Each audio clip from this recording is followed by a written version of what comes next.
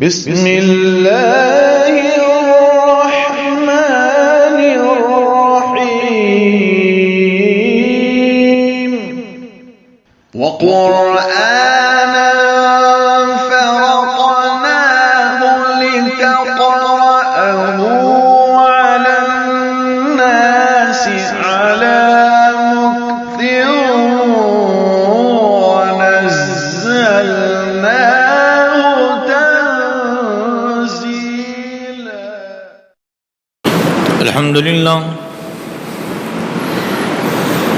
الحمد لله نحمده ونستعينه ونستغفره ونؤمن به ونتوكل عليه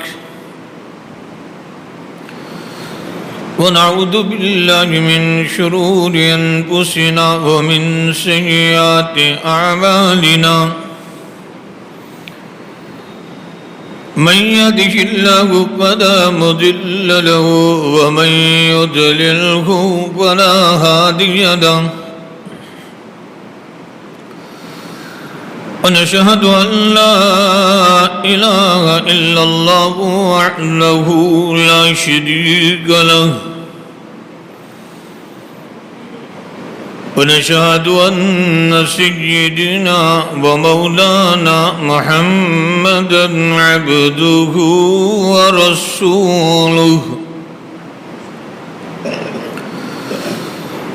أما بعد فأعوذ بالله من الشيطان الرجيم بسم الله الرحمن الرحيم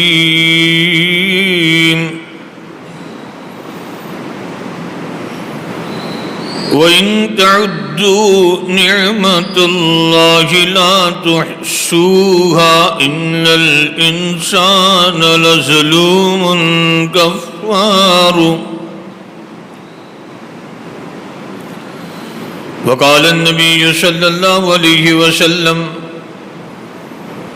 إن أمتي يدعون يوم القيامة غرا محجلين من آثار الوضوء او كما قال عليه الصلاة والسلام.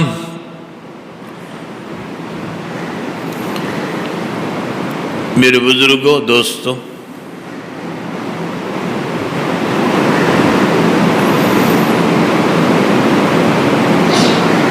دنیا میں ہم نہیں تھے، اللہ نے وجود دیا.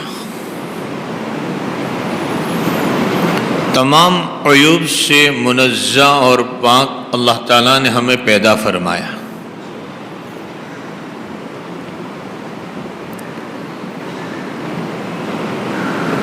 پیدا کرنے کے بعد سب سے بڑی نعمت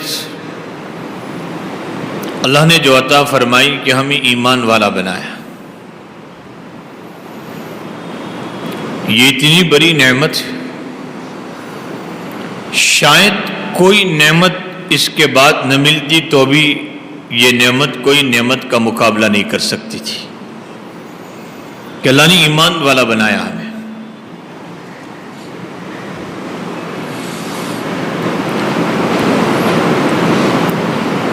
ہمارے حضرت مولانا غلام صاحب بورسدی رحمۃ اللہ علیہ، آپ سب نے بھی نام سنا ہے،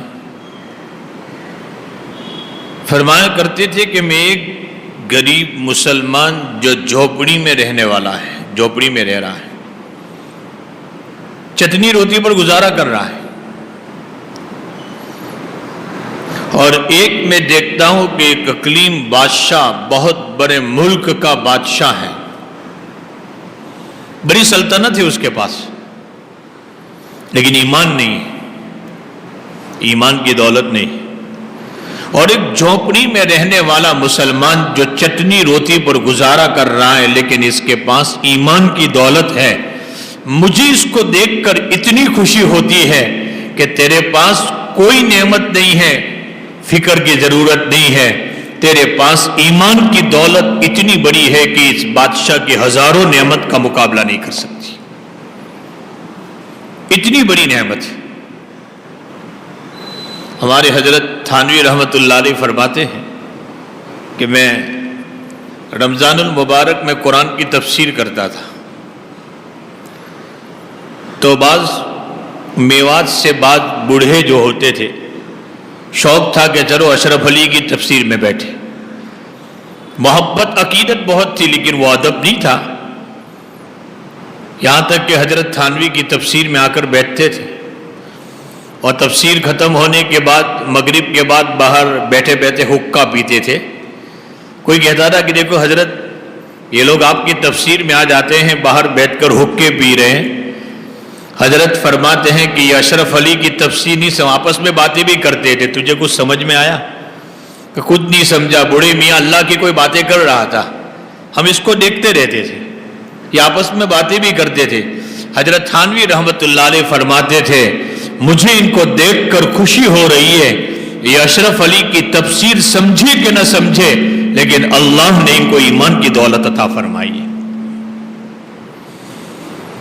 اتنی بڑی نعمت لیکن ہمیں فری آف چارج ملا ہے، اس لیے ہمیں اس کی قدر بھی نہیں ہے. صحابہ سے اس کی قدر پوچھی. عبداللہ دل بجادین رضی اللہ تعالیٰ عنہ جلیل القدر صحابی، ایمان لائے، کوئی نہیں جانتا، پورا قبیلہ کافر ہے. ایک مرتبہ چچا کو پتا چل گیا کہ عبداللہ ایمان لے آیا ہے.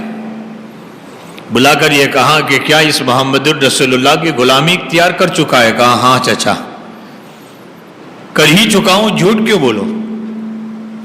چچا نے کہا کہ اس گھر کو پسند کر لو یا اس نبی کی غلامی پسند کر لو. چچا گھر چھوڑ سکتا ہوں، اس نبی کی غلامی نہیں چھوڑ سکتا. یہاں تک کہ چچا نے اتنا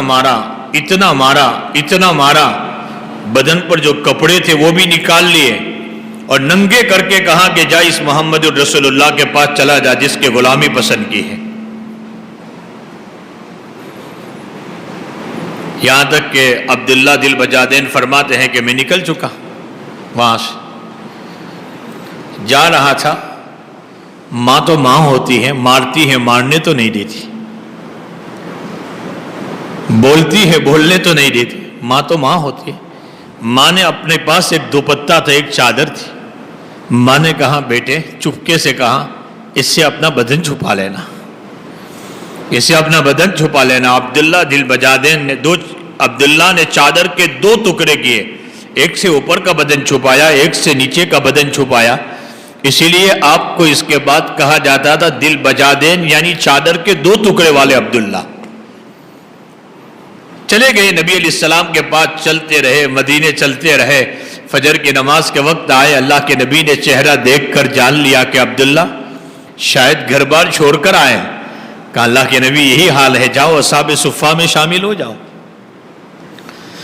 اصحاب صفہ میں شامل ہو گئے، رہے یہاں. ایک موقع تھا کہ نبی علیہ السلام کہیں سفر میں جا رہے تھے، غزوے میں، عبداللہ بھی ساتھ ہو گئے. راستے میں بیمار پڑے. اللہ کے نبی علیہ السلام کو پتا چلا کہ عبداللہ اپنے خیمے میں بیمار ہے. ابو بکر عمر رضی اللہ تعالیٰ عنہ کے ساتھ کہا چلو عیادت کریں. یہاں تک کہ عیادت کے لیے گئے. نبی نے حال دیکھ کر یہ دیکھ لیا کہ شاید عبداللہ زندہ نہیں رہیں گے، اپنی گود میں سلا دیا. نبی عبداللہ کی طرف دیکھ رہے ہیں، عبداللہ نبی کی طرف دیکھ رہے ہیں. دیکھتے دیکھتے عبداللہ دل بجادین نے نبی کی گود میں آخری سانس بھر لیا. صحابہ فرماتے ہیں کہ اللہ کے نبی کفن کی تیاری کرنی ہے، کوئی شکل. اللہ کے حبیب نے فرمایا میری چادر لے جاؤ. نبی نے اپنی چادر، یا اللہ تو کیسا قدردان ہے. ایک دن وہ تھا چچا نے چادر نکال لی تھی بدن سے، آج تو دنیا سے جانے کا وقت آ رہا ہے تو نبی کی چادر مبارک سے عبداللہ دل بجادین کو کفن دیا جا رہا ہے، جس چادر کے لیے صحابہ تڑپتے تھے. صحابہ تڑپتے تھے جس چادر سے، جو نبی کے بدن سے لگی ہوئی چادر ہے. بخاری شریف میں حضرت الامام کتاب الجنائز میں ایک باب لائے ہیں کہ انسان زندگی میں اپنے کفن کی تیاری کر سکتا ہے. حضرت الامام نے مسئلہ ثابت کیا کہ ہاں کر سکتا ہے. روایت لائیں کہ ایک مرتبہ اللہ کے حبیب جمعہ کی نماز پڑھانے آئے. بہترین چادر کسی عورت نے بنا کر دی تھی، نبی کو ضرورت بھی تھی. نبی بہت خوش تھے، پہن کر آئے. نماز کے بعد عبد الرحمن ابن عوف رضی اللہ تعالیٰ عنہ نے کہا کہ اللہ کے نبی یہ چادر مجھے دے دو گے؟ نبی گھر گئے، وہ چادر نکال کر عبد الرحمن ابن عوف کو بھیج دیا. صحابہ نے کہا کہ آپ کو معلوم ہے کہ نبی کوئی بات پر منع نہیں کرتے، آپ نے نبی سے چادر مانگ لی. نبی کو چادر کی ضرورت تھی. عبد الرحمن ابن عوف نے کہا مجھے چادر کی لالچ نہیں تھی، میں چاہتا تھا کہ اسو اپنا کفن بناؤں. کہ نبی کی بدن سے لگی ہوئی چادر ہے، اس لیے میں نے نبی سے مانگ لیا تھا. اللہ کے حبیب کو پتا چلا، نبی نے منع نہیں کیا. تقریر رسول سے مسئلہ ثابت ہوا کہ انسان زندگی میں اپنا کفن تیار کر سکتا ہے. یعنی صحابہ جس چادر کے لیے تڑپتے تھے. رئیس المنافق کا مسئلہ کتاب التفسیر میں حضرت الامام بخاری شریف میں روایت لائے ہیں. رئیس المنافق تھا، معائشہ پر تہمت جس نے لگائی ہے، معائشہ پر تہمت اس نے لگائی. مسلمانوں کے مہاجرین کو ذلیل اس نے کہا. مدنی زندگی میں شاید نبی کو جتنی تکلیف اس نے پہنچائی کسی نے نہیں پہنچائی. موت کے وقت اپنے بیٹے جلیل القدر صحابی تھا، بیٹا باپ رئیس المنافق کے بیٹا جلیل القدر، بیٹے تیرے نبی سے کہنی کہ اپنے بدن سے لگی ہوئی چادر دے تاکہ میں اسے اپنا کفن بناؤں. تیرے نبی سے کہنی بیٹا. بیٹے عبداللہ نے کہا ابا زندگی بھر تو میرے نبی سے دشمنی کی ہے اور آج یہ چاہتے ہو کہ نبی سے بدن سے لگی ہوئی چادر تمہیں دے. رئیس المنافق کا جملہ تھا بیٹے تیرے باپ سے زیادہ ظالم کوئی نہیں ہے تو تیرے نبی سے زیادہ رحمت للعالمین بھی تو کوئی نہیں ہے، تو نبی سے کہہ تو صحیح.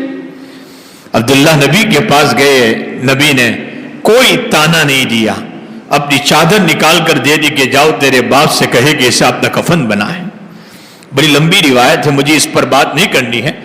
مجھے تو یہ بتانا ہے کہ عبداللہ البجادین جا رہے ہیں، نبی کے بدن سے لگی ہوئی چادر سے ان کو کفن دیا جا رہا ہے. یہاں تک کہ عبداللہ البجادین کو قبر میں اتارنے کا مسئلہ آیا، میرے نبی خود اترے.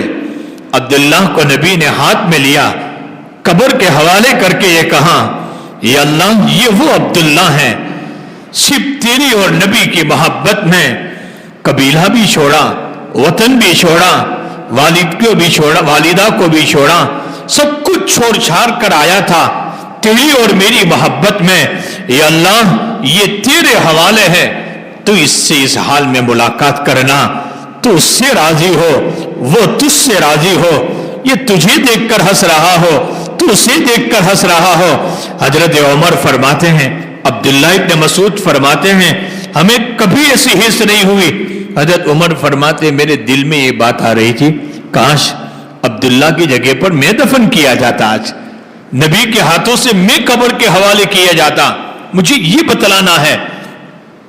ایمان ان صحابہ سے پوچھی، حضرت عبداللہ سے پوچھی، کتنی عظیم دولت اللہ تعالیٰ نے ہم سب کو عطا فرمائی. دوسرے نمبر پر جو نعمت ہے کہ نبی کا امتی بنایا ہم سب کو، ہم سب نبی کے امتی.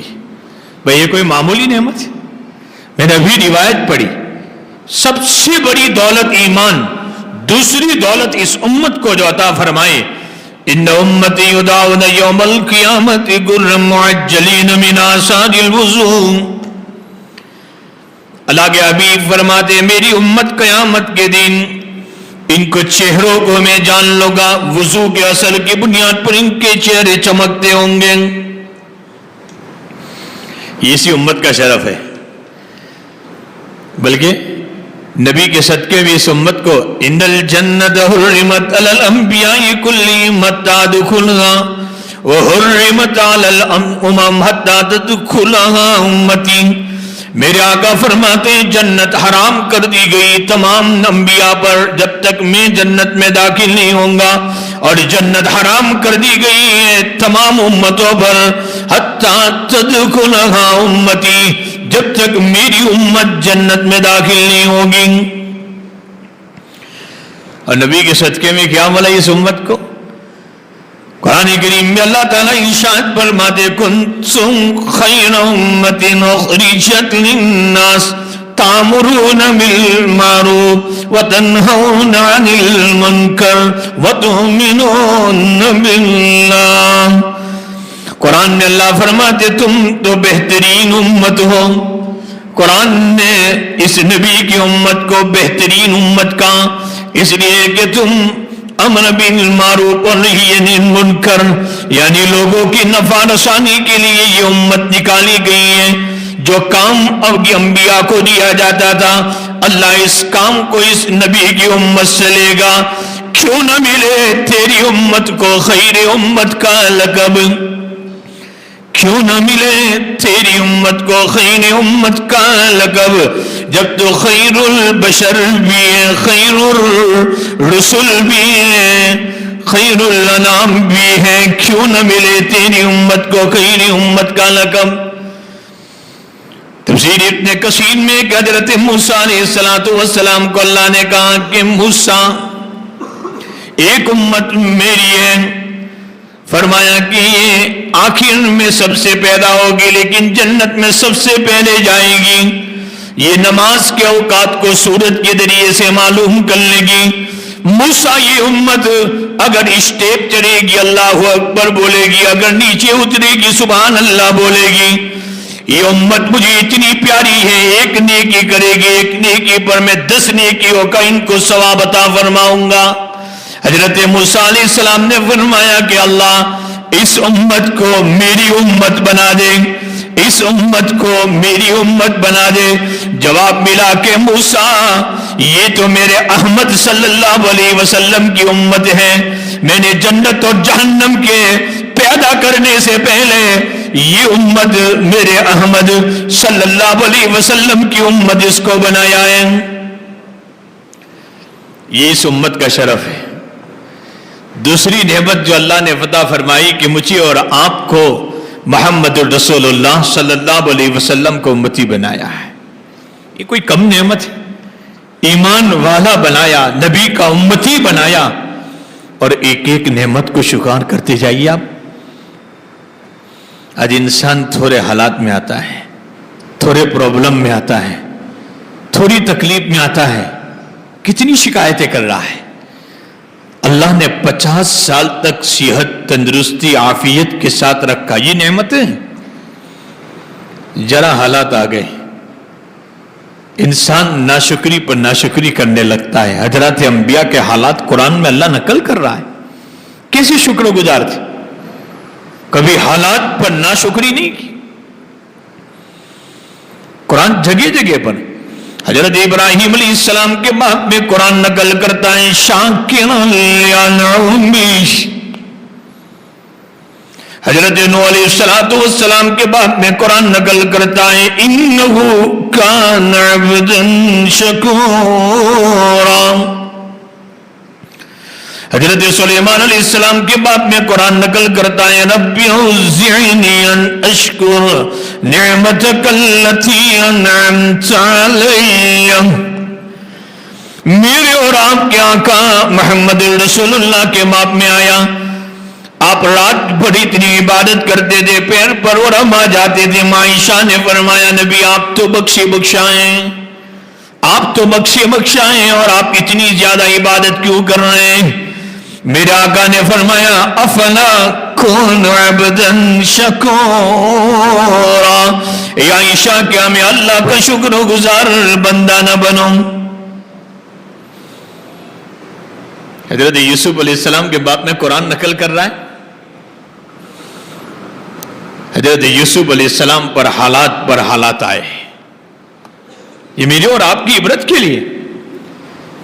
آپ کو بھائیوں نے کنویں میں ڈالا، اس کے بعد مصر کے بازار میں بیچے گئے. اس کے بعد زلیخا کے حالات پر جیل میں جانا پڑا. یہ حالات پر حالات آپ اندازہ لگائے. ہم 2-3 سال کے لیے بیرونی ملک چلے گئے یا کوئی دور جگہ پر چلے گئے، بڑے حالات اور امتحان اور آزمائش میں آئے. اس کے بعد والدین سے ملاقات جب ہوگی تو آپ بتائیے کہ پہلے ہم کیا بیان کریں گے؟ حالات. ابا میں تو یہ حالات میں آیا، اماں میں تو ان حالات سے گزرا. دوست سے ملاقات ہوگی، والدین سے دو چار سال پریشانی اور حالات اور آزمائش کے بعد جب والدین سے اپنوں سے ملاقات ہوگی انسان حالات پر حالات بیان کرے گا کہ میں تو 5-10 سال میں اتنے حالات سے گزرا ہوں. لیکن حضرت یعقوب علیہ السلام یوسف علیہ السلام کے تقریباً 40 سال جدائی رہی. اس میں حضرت یوسف علیہ السلام حالات پر حالات میں آزمائے گئے. والد صاحب سے ملاقات ہوئی. حضرت یوسف علیہ السلام نے حالات بیان نہیں کی. ان حالات کے بعد جو اللہ نے نعمتیں عطا فرمائی ان نعمتوں کا تذکرہ فرما رہے, حالات کا تذکرہ نہیں فرما رہے. یہ نہیں کہا کہ ابا مجھے تو ان بھائیوں نے کنویں میں ڈال دیا تھا, بھائی بھی موجود تھے وہاں. کیا کہہ رہے ہیں؟ ہائے یوسف, جس کا قول قرآن میں اللہ نقل ہے, میرے بھائیوں کو شیطان نے یہ کام کروایا تھا, میرے بھائیوں نے یہ کام نہیں کیا. کیا قرآن کہہ رہا ہے؟ قرآن کی فصاحت تو دیکھیے. میرے بھائیوں نے یہ کام نہیں کیا, شیطان نے ان سے یہ کام کروایا تھا. یہ نہیں کہا کہ ابا مجھے جیل میں ڈالا گیا تھا. جیل میں جانے کا ذکر نہیں فرما رہے, جیل سے نکلنے کا اللہ کا احسان ہوا, اللہ نے مجھے جیل سے نکالا. یہ نہیں کہا کہ ابا میری اور آپ کی جدائی ہو گئی تھی, جدائی کا ذکر نہیں کر رہے, ملاقات کا ذکر کر رہے. اللہ کا احسان ہے میری اور میرے والد کی ملاقات کرا دی. اللہ کا احسان ہے مجھے جیل سے نکالا. اللہ کا احسان ہے میرے بھائیوں سے جو کام شیطان نے کروایا تھا آج میرے اور میرے بھائیوں سے محبت ہو گئی. قرآن کریم میں اللہ فرماتے وَقَدْ أَحْسَنَ بِي إِذْ أَخْرَجَنِي مِنَ السِّجْنِ وَجَاءَ بِكُم مِّنَ الْبَدْوِ مِن بَعْدِ أَن نَّزَغَ الشَّيْطَانُ بَيْنِي وَبَيْنَ إِخْوَتِي. حضرت یوسف علیہ السلام کا قول قرآن نقل کرتا ہے وَقَدْ أَحْسَنَ بِي إِذْ أَخْرَجَنِي مِنَ السِّجْنِ. اس اللہ کا احسان ہے ابا جس اللہ نے مجھے جیل سے نکالا. من السجن وجاء بكم من البدو من بعد ان نزغ الشیطان بینی وبین اخوتی.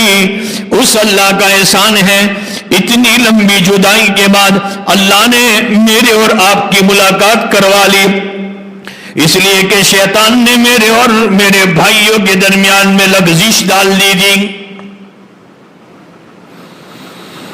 ہمارے حضرت میاں اصغر حسین صاحب رحمۃ اللہ علیہ, حضرت مفتی شفیع صاحب رحمۃ اللہ علیہ فرماتے ہیں کہ حضرت بیمار تھی, میں عیادت کے لیے گیا. آدمی عام طور پر سال ہا سال تندرستی کے بعد کوئی بیماری آ جاتی ہے, شک و شکایت. کبھی حالات آ گئے بزنس میں, 10 سال تک اللہ دکان سے رزق دیتا گیا, 1-2 سال دکان پر حالات آ گئے, 1-2 سال فیکٹری میں حالات آ گئے, 1-2 سال ہمارے رزق پر حالات آ گئے. 20 سال تک اللہ نے جو نعمتیں دی تھی اس کو بھول کر شک و شکایت پر شکایت. میں تو بہت حالات میں ہوں, پرابلم میں ہوں, مولانا نماز پڑھتا ہوں تو بھی میرے حالات ختم نہیں ہوتے, میں تہجد پڑھتا ہوں تو بھی میرے حالات ختم نہیں ہو رہے ہیں. یہ عجیب باتیں. اللہ نے تجھے کتنے سال نعمتوں میں رکھا, روزی میں رکھا, تجھے کتنی نعمتیں عطا فرمائی. ہمارے حضرت میاں اصغر حسین صاحب رحمۃ اللہ علیہ بیمار تھے. حضرت مفتی شفیع صاحب رحمۃ اللہ علیہ عیادت کے لیے گئے. فرمایا حضرت پتا چلا کہ آپ بہت بیمار ہیں. کہا کہ محمد شفیع دیکھو میرے ہاتھ بھی کام کر رہے ہیں, ماشاءاللہ میرے پیر بھی کام کر رہے ہیں, میری آنکھیں بھی تمہیں دیکھ رہی ہے, تم کہہ رہے ہیں میرے کان بھی سن رہے ہیں, دیکھو میں زبان سے تم سے بات بھی کر رہا ہوں. پہلے ساری اللہ کی نعمتیں شمار کروائی, پھر آخر میں یہ کہا بس تھوڑا سا بخار رہتا ہے بہت دنوں سے, اللہ وہ بھی اچھا کر دے گا. کیا ہمارے اکابر تھے, پہلے ساری اللہ کی نعمتیں جو تھی شمار کروائی. ہمیں بھی چاہیے اللہ نے جو نعمتوں میں رکھا ہے اللہ کی نعمتوں کی شکر گزاری کرے. اللہ نے کتنی نعمتوں میں رکھا ہے. اللہ آج تھوڑے سے حالات, پرابلم, پریشانی, مصائب میں آ کر اللہ کی نعمتیں نہ بھول جائیے. اللہ نے بہترین گھروں میں رکھ رہا ہے, اللہ بہترین غذائیں کھلا رہا ہے, ایک وقت پر 2-2, 3-3, 4-4 غذائیں کھا رہے ہیں. میں ہمیشہ کہا کرتا ہوں اے مسلمانوں, اگر ہم گاڑی میں چلے گئے اور کسی جگہ پر گری گاڑی, کسی لائٹ پر یا تو بریک پر اگر گاڑی ٹھہر گئی, اس موقع پر ہمارا گلاس اور شیشہ کھٹکھٹا کر کوئی پردہ نشین عورت، کوئی برقعے میں عورت شیشہ کھٹکھٹا کر کہتی ہے بھائی 2 روٹی کھلا دے یا 2 روٹی کے پیسے دے دے، اللہ کا شکر ادا کرے میرے مالک میری بیٹی، میری بہن، میری بیوی عزت کے ساتھ گھر روٹی کھا رہی ہے، آج یہ بھی کسی کی بیٹی ہے جو بھیک مانگ کر اپنی ضرورت پوری کر رہی ہے۔ اللہ کا شکر تو ادا کرے کہ اللہ نے کتنی نعمتوں، لیکن قدر نعمت بعد الزوال۔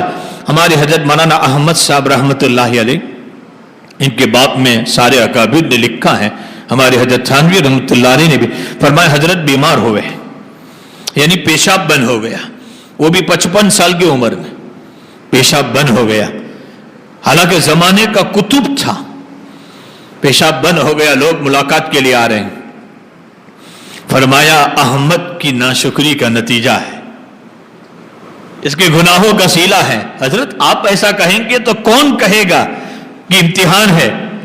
فرمایا 55 سال تک بیت الخلاء میں جاتا تھا، بڑی آسانی سے پیشاب ہو جاتا تھا، کبھی احساس نہیں ہوا کہ اللہ پانی پینا، ڈرنک پینا اور اس کو آسانی کے ساتھ تو نکال دیتا ہے، یہ بھی اتنی بڑی نعمت ہے۔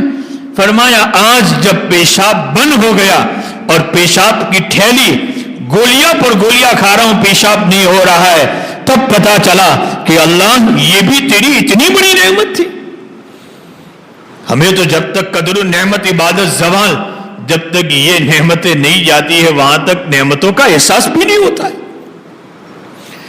یاد رکھے اللہ شکر گزاری پر نعمتیں دیتا ہے اور ناشکری پر نعمتیں چھین لیتا ہے، ایک اٹل فیصلہ ہے اللہ کا، اور اللہ قرآن میں جگہ جگہ پر وقت نہیں کہ ان واقعات کو صرف اشارہ کر دیتا ہوں۔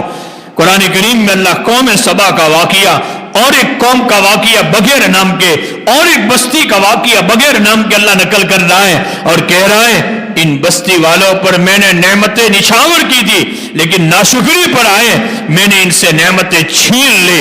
قرآن میں اللہ کہتا ہے لَقَدْ كَانَ لِسَبَإٍ فِي مَسْكَنِهِمْ آيَةٌ جنتان عن يمين وشمال كلوا من رزق ربكم واشكروا له بلدة طيبة ورب غفور فأعرضوا فأرسلنا عليهم سيل العرم وبدلناهم بجنتين ذواتي أكل خمط وعدل وشيء من سدر قليل ذلك جزيناهم بما كفروا وهل نجازي إلا الكفور۔ قرآن میں اللہ فرماتے میں نے قوم سبا کو دائیں سے بھی بائیں سے بھی اوپر سے بھی نیچے سے بھی میں نے نعمتیں دی تھی، بہت نعمتیں دی تھی، سال میں 2 مرتبہ پھل آتے تھے۔ اور بلتن طیبتن کی تفسیر میں صاحب روح المعانی نے لکھا ہے ایسا شہر کہ جس شہر میں کوئی موذی جانور زندہ بھی نہیں رہتا تھا، کسی جگہ سے کوئی گیا اور اس شہر میں موذی جانور کو لے کر جاتا تھا، اس شہر میں داخل ہو کر مر جاتا تھا۔ بلدتن طیبہ، لیکن اللہ کی نعمتوں کے ناشکری پر آئے، ناشکری پر آئے، اللہ نے ان کے ڈیم پر اندھے چوہوں کو مسلط کر دیا اور اللہ نے ایک دن میں اس بستی کو سیلاب کے ذریعے سے ختم کر دیا، ناشکری پر آئے۔ اور اللہ قرآن میں کہتا ہے ذَلِكَ جَزَيْنَاهُمْ بِمَا كَفَرُوا وَهَلْ نُجَازِي إِلَّا الْكَفُورَ۔ ناشکری پر اللہ نعمتیں چھین لیتا ہے۔ حالات آئے غور کرو کہ اللہ کی کوئی نعمت کے ناشکری پر تو نہیں ہوں۔